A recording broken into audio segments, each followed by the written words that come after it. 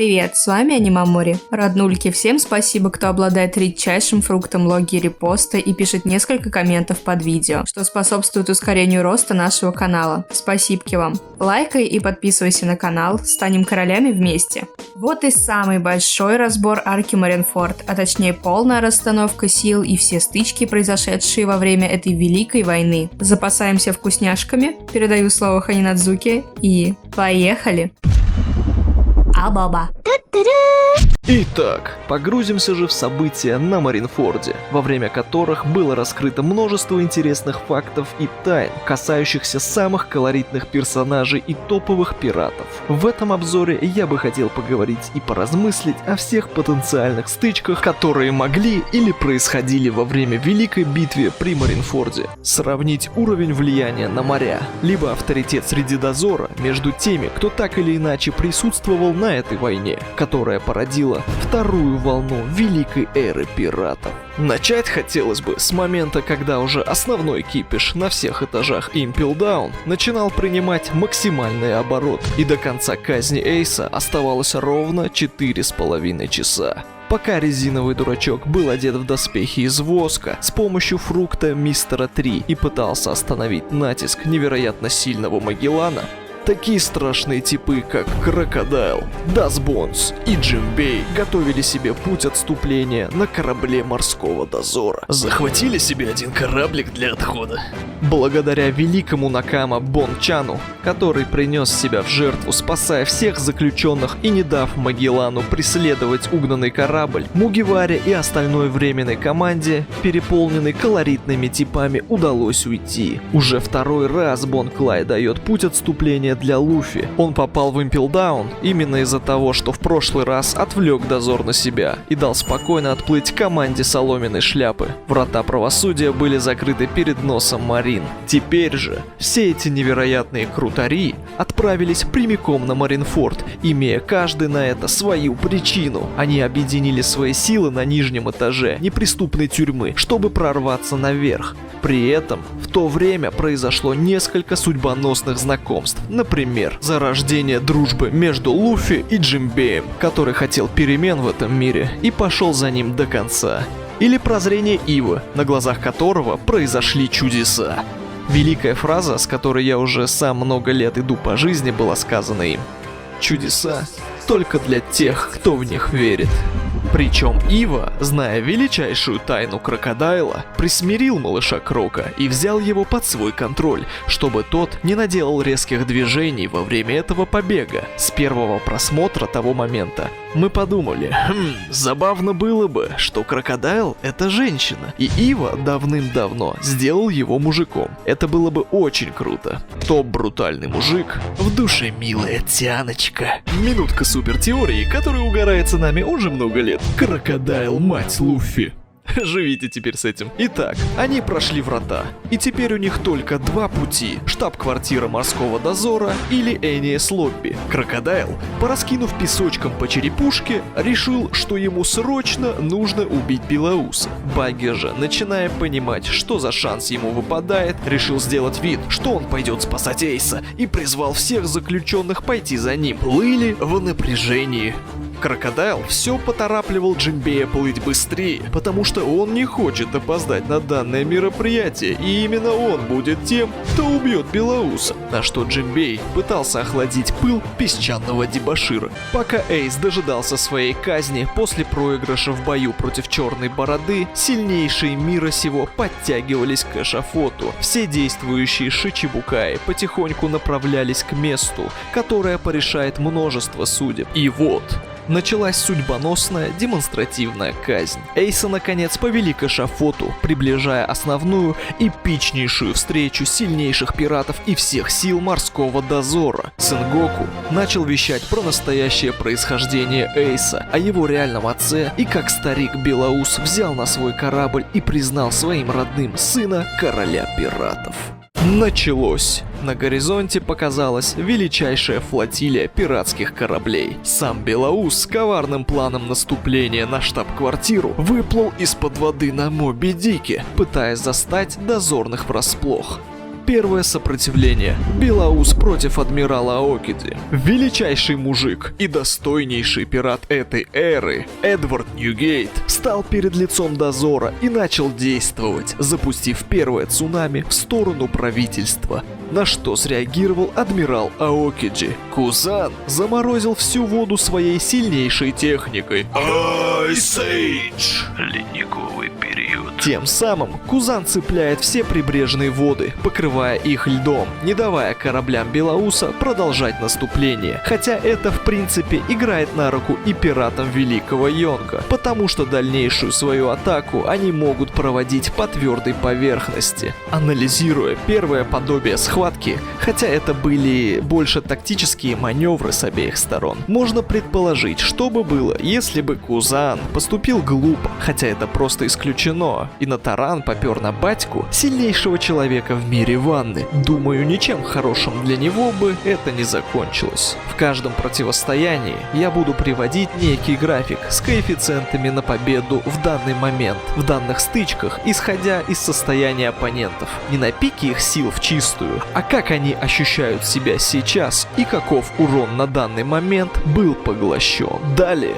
в разгар всех этих событий, решает вступить холоднокровный, сильнейший мечник мира One Piece, Соколиный Глаз Михаук. Миха в простонародье. Но при этом, будучи мудрым и совершенно отдающим себе отчет в любой ситуации, наверное, сильнейший из Шичибукай, делает некий тестовый взмах мечом, всего лишь одной рукой, дабы проверить, насколько большая разница в силе между ним и сильнейшим человеком планеты. Но не суждено было в полной мере Михе вкусить свои планы, так как его атаку прервал один из ближайших сыновей Белоуса, Бриллиантовый Джос. Пускай Джос и не последний человек, приближенный к Йонко, и отразил покрытыми алмазами руками атаку Миховка, я не думаю, что он бы мог потягаться с Соколином в честном бою. При любых раскладах Миха на несколько голов выше уровнем. Поскольку все это происходит очень быстро, но нам это показывают с разных ракурсов, мы все можем вкусить всю непоколебимость Белоуса. С тех пор, как он появился перед лицом дозора, он так и стоял, гордо и не двигаясь изучал обстановку. Его окружали верные сыновья и сильнейшие пираты флота, которые как бы давали всей элите дозора понять: ребятки, вы конечно молодцы, но Белоус не вашего поля ягода, вы пока повремените. Чем своевременно занялся Марко, отразив атаку Светочки Кизару. Хочу поделиться своим мнением и объясниться кое в чем по балансу сил между правыми руками Йонко и приближенным к пятерке сильнейших или влиятельных людей в команде у положенцев морей. Вот взять, например, Рораноа Зоро. Надеюсь, все без фанатизма и слепого крика о том, что именно его персонаж самый сильный и могущественный, только потому, что он его любимый, поймут мою мысль. Зоро — правая рука будущего короля пиратов. Человек, который достигнет высот, который уже дал слово своему Накама больше не проигрывать, обладает поистине нечеловеческой, я бы даже сказал, звериной силой, и он, как бы не визжали фанаты, заберет в бою даже на данный момент попадавшегося на пути адмирала Ишу.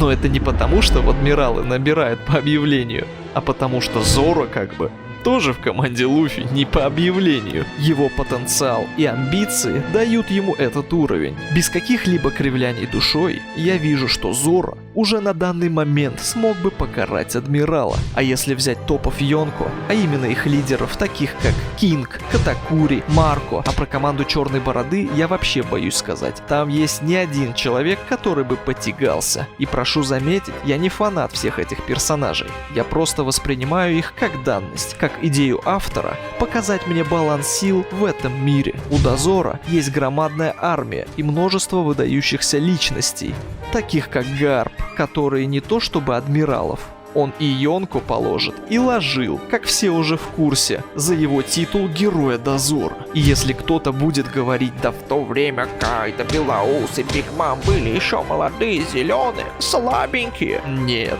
не прокатит. Гарп как бы тоже был молодым и с годами на месте не стоит. Воля у мужика со стержнем присутствует. Так вот, о чем я. У дозора есть много сильных и выдающихся людей, но при этом основную огневую мощь и тройку составляют адмиралы. Прибавляются ко всему этому Шичибукая и всякие вице-адмиралы разных калибров, но дозору все же не хватает сил, чтобы уже навести свои желаемые порядки в этом мире. Лишь на тонкой грани балансировать остается правительство. В общем, уровень любого из Йонко превосходит уровень адмиралов, в зависимости от конкретной ситуации.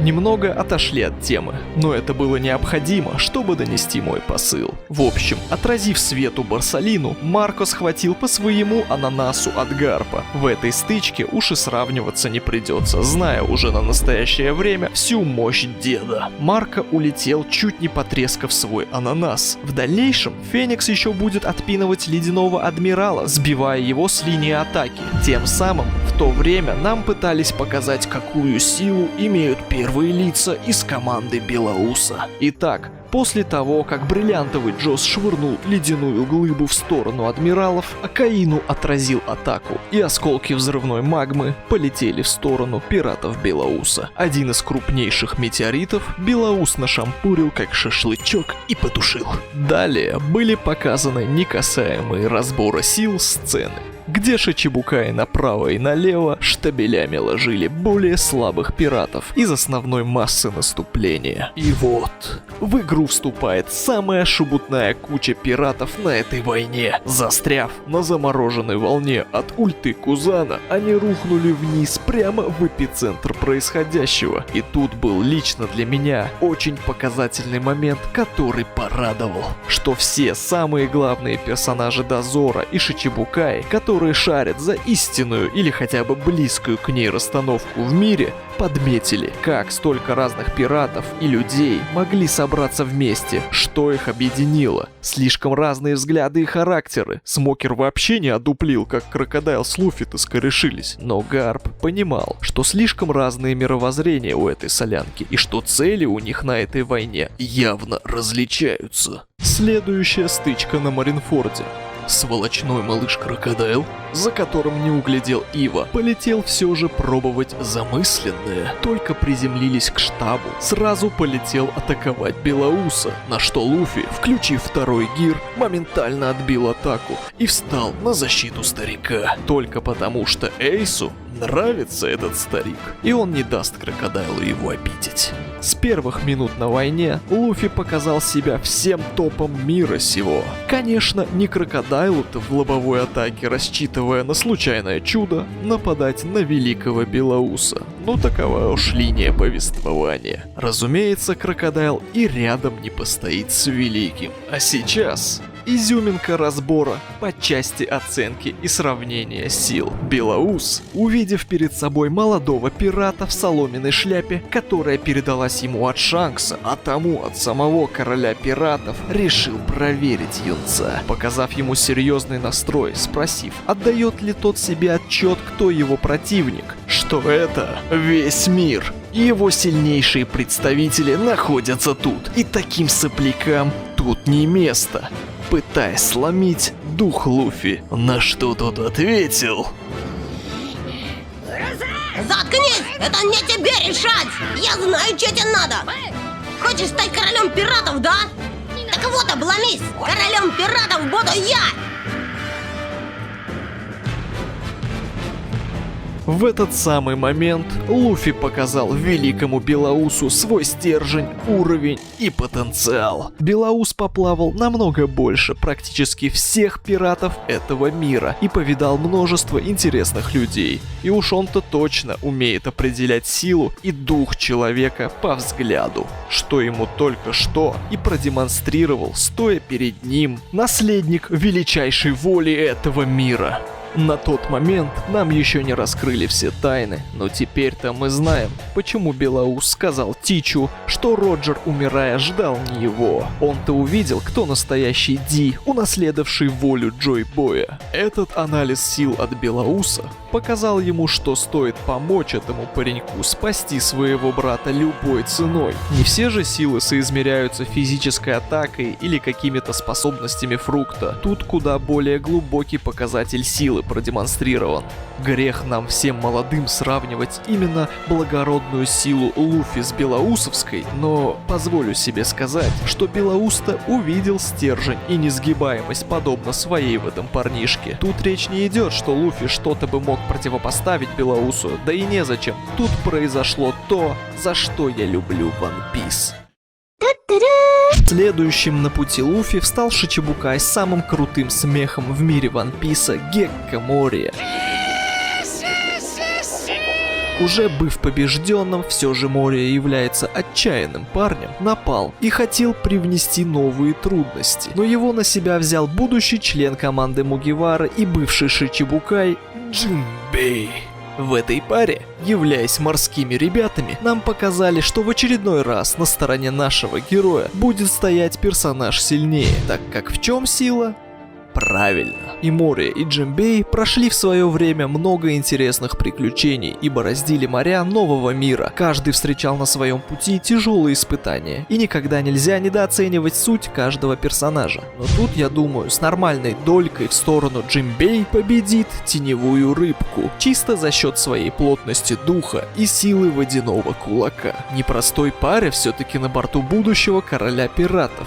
Пока Ива пытался понять, что происходит с его другом, и Джинбей тормозил Морию, остановить Луфи решил Смокер, который еще со старта их приключения на Гранд Лайн следовал за ними по пятам. Но недолго подтягивать свой дымочек и сжимать свою палочку из карасеки ему пришлось. Сам не подозревая, что происходит, Смокер довел до бешенства императрицу пиратов Хэнкок. Плеская во все стороны от бешенства волю Куджа, Боа Хэнкок остановила недоумевающего Смокера, дав ему понять, что он не причинит вред ее любимому, и она в клочья разорвет Смокера. Втихаря Хэнкок передала Луфи ключ от наручников Эйса и сказала ему бежать, но, как обычно, растаяла в своих мечтах после его объятий. Но после того, как Смокер опять попытался напасть на Луфи, она снова впала в гнев и показала прокуренному дозорному, что не сегодня. Что-что, а тут я отдам победу над Смокером Хэнкок. Являясь императрицей Амазонок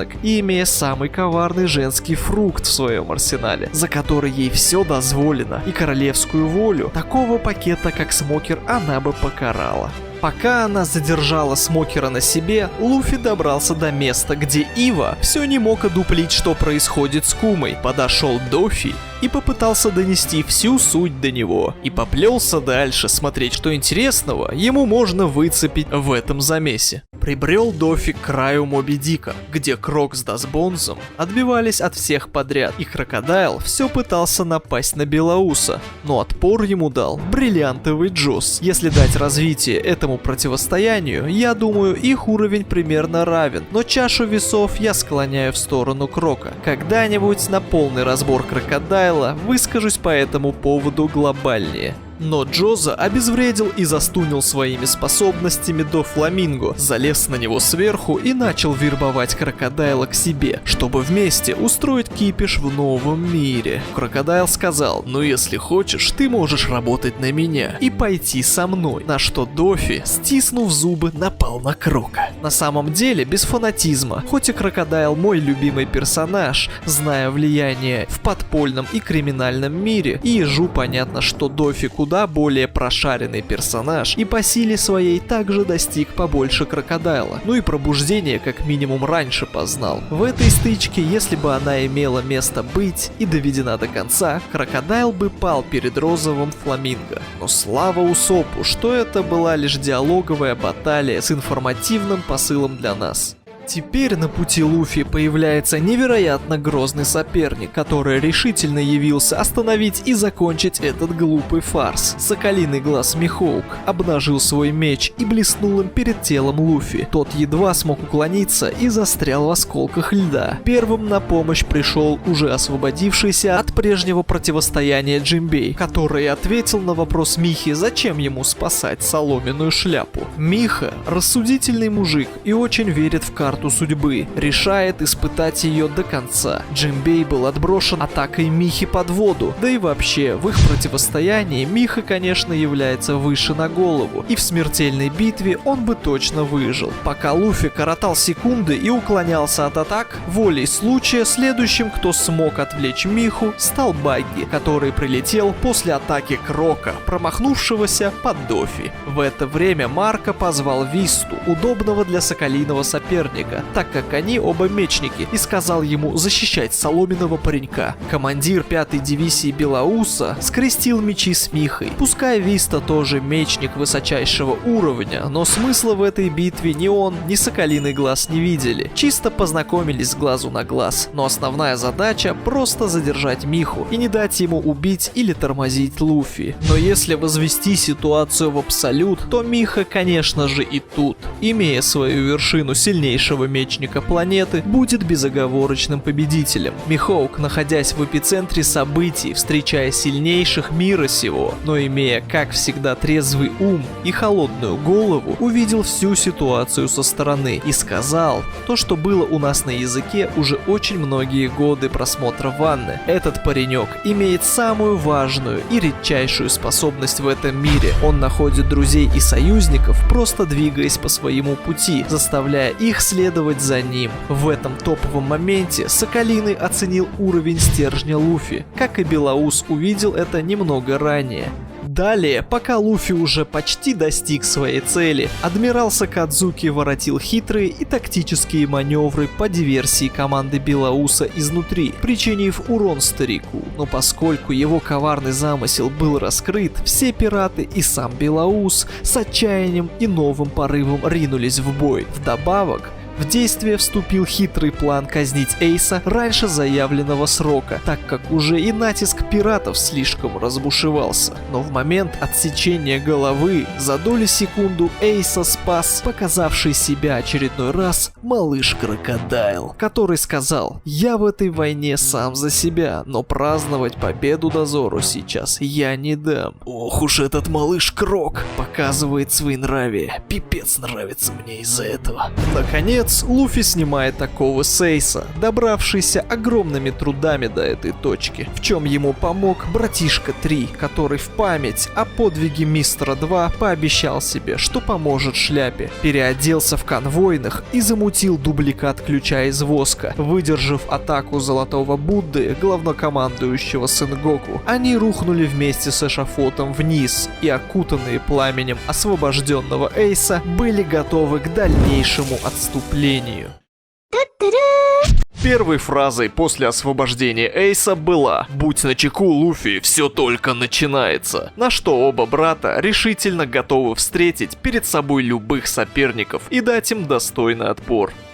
Пробивая себе дорогу через кучу марин, первым серьезным соперником на их пути стал синий фазан Аокидзи. Эйс взял его на себя. Множество раз в обзорах на фрукты я проводил пример, что Хие-Хие-Номи и Мера-Мера-Номи могут быть взаимоисключающими способностями, и поэтому данная стычка не привела ни к какому результату. Ледяной фазан был нейтрализован огненным кулаком. Пускай Эйс на момент Маринфорда имел чуть больше 500 миллионов Белли, что является просто смехотворной суммой для подобных пиратов, но все же награды выдаются далеко не за силу человека, и поэтому Эйс даже для адмирала Кузана не был бы слишком мелкой сошкой. Пускай сила Эйса на тот момент являлась примерно такого же уровня, как у Джинбея, что было показано во флешбеках, но все же, благодаря фрукту и данному сопернику, в этот момент хоть и незначительной стычки, если бы она была доведена до конца, все же я отдал бы предпочтение ледяному адмиралу за счет его опыта и решимости. Баланс двигаю немного в пользу Кузана, и составляет он 47 на 53% в пользу Кузана. После этих событий Луфи и Эйс продолжают свое бегство со стороны эшафота в сторону пиратов Эдварда Ньюгейта. Марко пытается освободиться от оков, а один из сыновей Белоуса, Сквад, после своего опрометчивого поступка решил искупить свою вину ценой своей жизни и вместе со своей командой пошел на смерть, чтобы выиграть хоть немного времени для наших ребят. Но величайший пират мира One Piece, Белоус, имея даже уже огромные увечья и тяжелые ранения, всего лишь одной рукой останавливает корабль сына и говорит ему: «Глупец, ты что, не понимаешь, что дети не должны умирать раньше своих родителей?» В очередной раз величайший пират всей истории One Piece показывает свое величие и не дает даже в такой сложный момент растрачивать жизни своих сыновей попросту. Один из самых запоминающихся моментов лично для меня — это момент, когда Белоус твердо решает остаться на Маринфорде и отдать свою жизнь за жизнь всех своих близких, и громкие слова затронули меня в момент первого просмотра. «Нет такого корабля, что сможет отвезти меня в новый мир». Поскольку ранее Моби Дик был сильно разрушен атаками Адмирала, Белоус решает, что пришло время покончить со всем раз и навсегда. Во время того, как Белоус в одиночку останавливает все силы морского дозора с помощью своей могучей воли и фрукта Гура но Ми, все корабли величайшего флота начинают отступление, и Эйс наконец решает выложить старику всю свою необъемлемую благодарность. Эйс склоняет колени и опускает голову, благодарит за прекрасную жизнь своего настоящего отца, того, кто дал ему приют и веру в людей, на что Белоус говорит: «Ничего не говори больше, только ответь мне на один вопрос. Ты был счастлив с таким отцом?» На что получает ответ: «Конечно, я был счастлив!» Белоус отворачивается и громко смеется, выражая свою радость, гордость и понимание таким способом. Пираты, последовавшие за Багги, нашли транслирующую Денденмуши, но та от испуга спряталась в панцирь и не решалась выйти. Но Багги, не желая показывать реальность и лишний раз светиться в этом судьбоносном событии, говорит, чтобы подчиненные отпустили Денденмуши и пусть она спокойно живет своей жизнью, что трогает улитку, и та решает, как и остальные, последовать за великим Багги и покидает свой панцирь. Теперь Багги вещает на весь мир и становится центральным источником информации с Великой войны. После прощания с Белоусом, Эйс и Луфи бегут к кораблям. Джимбей сопровождает их во время побега. Наступает тот злосчастный момент, когда Акаину прибегает к своим любимым методам, провоцирует Эйса остановиться словами, что вот они, настоящие трусливые пираты, бегут, пока их капитан остался умирать, что Роджер был всего лишь жалким пиратом, и Белоус пережиток той жалкой эпохи и остается неудачником по сей день. На что Эйс не может закрыть глаза и не слушать подобные высказывания. Он решает, что не позволит никому говорить подобных вещей о старике Белоусе, и решительно наступает на Акаину. Сакадзуки решает воспользоваться моментом, пока Луфи отвлекся на падающую библикарту Эйса и хочет нанести ему смертельный удар. Эйс замечает это и успевает лишь прикрыть своего младшего брата своим телом.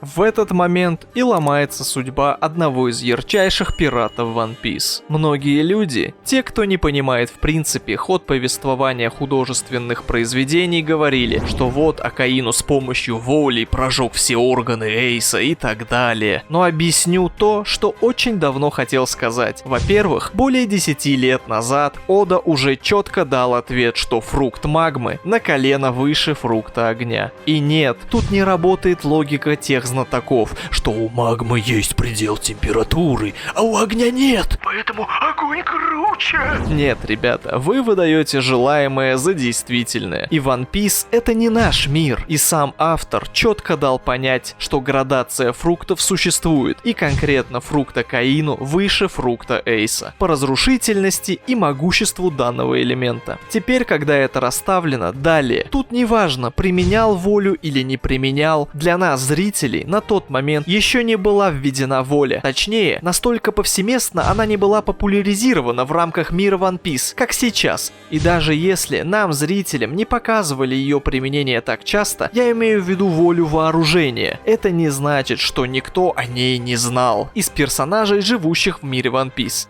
В общем, это отдельная тема для отдельного ролика, но к пониманию ситуации немного данной информации не помешает. Итак, даже если Эйс не прикрывал своего брата телом, чтобы спасти его жизнь, и бросился к Акаину лицом к лицу, шанс на его победу, я думаю, был бы 30%. Сакадзуки сильнейший из адмиралов, кто бы ни опровергал этот факт. Это самый жесткий адмирал, который четко выполняет свою работу. Пускай он не нравится многим за то, что якобы мешает их любимым персонажам, но если включить трезвомыслие, то сразу ясно, что Акаину выполняет свою работу в борьбе против пиратов на 100%. И он единственный, кто беспрекословно будет подчиняться мировому правительству и является в то же время сильнейшим из всех адмиралов. Поэтому в данной стычке, если бы она была в другом ракурсе, все равно шансы я распределяю 70 на 30% в пользу Сакадзуки. Библикарта Эйса тлеет. Акаину пытается добить обоих братьев одним ударом и наносит сокрушительную атаку. В этот раз ему противостоит Джинбей, блокирует магму Сакадзуки голыми руками. Как мы уже знаем, что на этот момент Эйс был равен по силе Джинбею, но может на долю сильнее, благодаря своим амбициям и искре молодости. Но Джинбей все-таки уступил бы в данной дуэли Акаину, если бы она была безысходной и требовала смертельного финала. Шансы Джинбея составили бы 25%. За неимением фрукта для Джинбея этот адмирал, если поблизости нет большого источника воды, является очень неудобным соперником, поэтому расклад тут 75 на 25 в пользу красной собаки. Гарп, увидев это, ринулся на Сакадзуки, на что его остановил Сенгоку, сказав: «Что ты делаешь, Гарп?» Но дед с пеленой гнева на глазах ответил: «Сенгоку, лучше держи меня изо всех сил и молись, чтобы Эйс выжил, иначе я убью Сакадзуки голыми руками». И Гарп не шутил. Если бы он твердо решил предать свои убеждения Дозорного во имя семейных уз, он бы уничтожил Акаину в считанные секунды. В этой стычке я даю 95% Гарпу и 5% Сакадзуки, так как Гарп стал героем Дозора не абы как. И все мы прекрасно знаем, что такие персонажи, как Рейли, Гарп и прочие, они стоят выше любого из Йонко. Пусть их время прошло, но эти люди могут побороться с любым из ныне живущих Йонко. И один адмирал, даже сильнейший, совершенно не соперник таким старым волкам, как Гарп.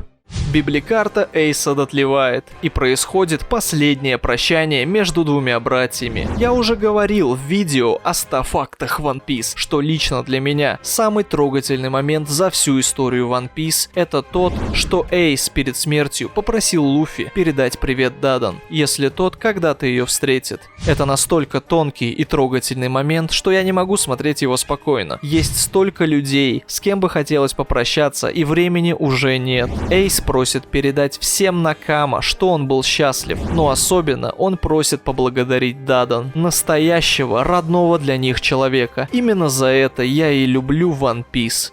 Жизнь покидает тело Порткас ди Эйса. Луфи теряет рассудок и полностью лишается сознания. Марко кричит, чтобы все любой ценой доставили Мугивару на корабль и спасли. И если они дадут погибнуть ему, это будет величайшим позором пиратов Белауса. Осознав, что Эйс мертв, Белаус в гневе, до этого невиданном, подходит к Акаину вплотную. Сакадзуки понимает, что сейчас перед ним сильнейший человек мира One Piece, который любой ценой заберет его жизнь. Страх в глазах Акаину я видел впервые. Джинбей уносит Луфи прочь, а Белаус наносит сокрушительный удар, укрепленный своим невероятным фруктом, и нападает на Сакадзуки, на что тот делает контратаку и успевает пронзить своим магмовым кулаком и так уже искалеченное тело Белауса и сжигает ему большую половину внутренних органов. Но даже при этом из последних сил величайший пират сокрушает адмирала и откидывает его в бездну. Теперь Белаус стоит за линией спасения, за которую он не намерен пропустить ни одного врага, и отдает своим сыновьям последний приказ – выжить любой ценой. В битве, если бы Белоус имел 100% здоровья против аналогичного адмирала с фруктом лавы, я думаю, вы и сами понимаете, что шансы адмирала были бы не более 5%. Так же, как и против Гарпа. Ни единого шанса противостоять 1 на 1 в бою против разъяренного Йонка и величайшего пирата с самым разрушительным дьявольским фруктом. И, наконец, под занавес в игру вступает Черная Борода со своей новой командой из опаснейших пиратов нижнего уровня Impel Down. Он решает добить уже практически неживого старика и демонстрирует снова силу величайшего дьявольского фрукта Ями-Ями но Ми. Белоус, будучи при смерти, даже в этой ситуации способен одолеть Тича. Надвигается и жестоко собирается покарать, размозжив его жалкий череп. Но секунды великого сочтены. Даже помощь всей команды Черной Бороды уже ни к чему. Тело Белоуса достигает своего предела, и он умирает, не успев наказать Тича. В этой войне 267 раз его ранили мечом, 152 пули попали в его тело, и 46 пушечных ядер в него выстрелили, но даже при этом на его гордой спине не было ни одного шрама. Стоя на ногах, умер величайший пират, породивший новую эру, и имя которой Белоус. Далее маршал Дитич накрывает тело Белоуса вуалью и забирает его дьявольский фрукт. Тем, кто не видел, советую ролик на нашем канале, где я четко объясняю способ изъятия фрукта и как заполучить любой дьявольский фрукт у носителя во время жизни или в первые минуты после его смерти. Пожалуйста, поймите, что речь не о том, как Тич имеет 2 или несколько фруктов. Мы не приверженцы тупых 30 IQ теорий. Пройдет время, и автор сам объяснит этот момент, но момент именно с заполучением фрукта, не ожидая его пробуждения, уже раскрыт, и с ним можно ознакомиться в видео на нашем канале. Акаину со своими не совсем значительными повреждениями выползает из-под земли и пытается убить Луфи. На его пути становятся Иванков и Крокодайл. Моменты в плане баланса с Ивой можно посмотреть в начале обзора, поэтому тут можно сравнить исход, если бы Крокодайл и Акаину схлестнулись в смертельной битве, имея по 100% здоровья. Думаю, тут 80 на 20 в пользу Сакадзуки. Тут и думать нечего, адмирал слишком опасен, и не стоит принижать его силу только потому, что он лично кому-то не нравится. Пока на защите Луфи стоят все пираты Белоуса и их главные командиры всех дивизий, плюс армия революционеров Ивы и даже сам малыш Крок, Луфи подхватывает багги и несет к появившейся из-под воды субмарине полярный Тан. Трафальгар Ло пришел на помощь соломенной шляпе.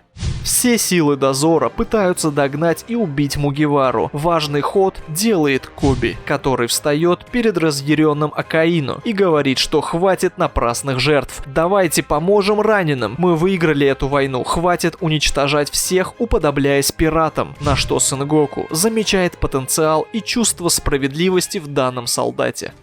Адмирал Кизару хочет втихаря прострелить Луфи, но его останавливает Бен Бекман, правая рука Йонко Шанкса, которые прибыли на войну, чтобы положить ей конец. Множество людей в прошлом писали глупости типа: «Вы видели, насколько Бен Бекман крут? Это же пипец, даже Кизару его боится!» Ребята, это все здорово, но дело не в страхе. Адмиралы не мальчики для битья и не обычные люди из дозора. Они могут оценивать ситуацию куда лучше остальных. Но что касается данной ситуации, Йонко, как мы уже вывели благодаря этому разбору, намного сильнее адмиралов. И уж правая рука любого из Йонко далеко от лидеров не отстает. И Бен Бекман, как и любой другой старпом величайших императоров морей, стоит немного выше любого из адмиралов. И зачем Кизару просто так сейчас усугублять ситуацию? Он все делает правильно, но даже ничего не зная о Бекмане и даже проигнорировав его раскрытие как персонажа, мы можем смело сказать, что даже если этой стычки быть, то шансы Бекмана против Кизару составили примерно 60%, если не больше. Это я беру по минимуму, но и не отбрасывая трезвую логику. На поле битвы появляется Шанкс, еще один из правителей морей нового мира. Поскольку Шанкс прибыл не сражаться, а завершить это кровопролитие, он говорит главнокомандующему Сенгоку: если вы хотите сразиться с нами, мы к вашим услугам, а если нет, мы забираем тела погибших товарищей и похороним их, как подобается. Вы победили в этой войне, преследовать Мугивару больше не стоит. На что Сенгоку отвечает: поскольку это именно ты, мы прекращаем попытки догнать Мугивару и позволяем вам забрать тела Белауса, Эйса и остальных. Да и шансов против еще одного Йонка у нас нет. Абсолютно все силы морского дозора были брошены на войну против флота одного Йонка, и победа хоть и досталась им, но она была на волоске от поражения. И против еще одного Йонка с новыми силами шансов у дозора уж точно нет. Последнее событие, произошедшее в конце войны при Маринфорде, было нападение Дофламинго на Гекко Морию. В то время считалось, что Мория погиб, хотя мы с Пероной всегда знали, что наш Гекко жив и однажды появится в сюжете. Шансы Гекко Мории против Дофламинго, я думаю, равны 70 на 30%. В сторону Дофламинго, конечно же. Мория слабейший из золотого состава Шичибукай, но это не делает его плохим персонажем. А что касается его фрукта, так это вообще имба, входящая в топ-10 фруктов. Сравнение его плода есть в видео Сору Сору но Ми о фрукте Йонка Большой Мамочки. Луфи на субмарине вместе с Ло и императрицей пиратов направляются к острову Женщин. Война при Маринфорде закончилась победой дозора и создала новую эру, имя которой Белаус. На этом мы наконец заканчиваем самый большой обзор арки Маринфорд. Спасибо всем, кто был с нами и всегда подгонял сделать финальную часть. Подписывайся на канал, поддержи несколькими комментариями, если тебе не тяжело, и оцени видео лайком за огромную работу. Пиши комменты также по стычкам, где я выдвигал исключительно свое субъективное мнение по поводу той или иной ситуации. Коррекция от зрителей никогда не будет лишней и обсуждается в комментариях постоянно. Кстати, имея 6000 подписчиков на канале, до сих пор нет ни одного комментария, оставленного без ответа Анимамори, так что оцените и этот жест. Еще раз благодарю своих Накама и наш флот Пиратской бухты, тех, кто поддерживает на Бусти и донатит на стримах, поддерживая канал. До скорых встреч! Кампай! Он найдет его, я уверен. One Piece существует!